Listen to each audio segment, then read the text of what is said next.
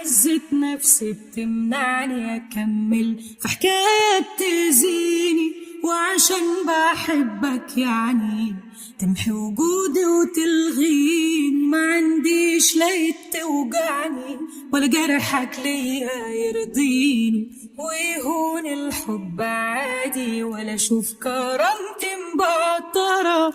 مش عايزة اعيش حياتي حاسة نفسي صغيرة، هخسر عادي المرة دي وماخدش خطوة لورا. كرامتي غالية عندي واغلى منك بالأمانة، عادي هقبل بالوداع بس مش هقبل إهانة.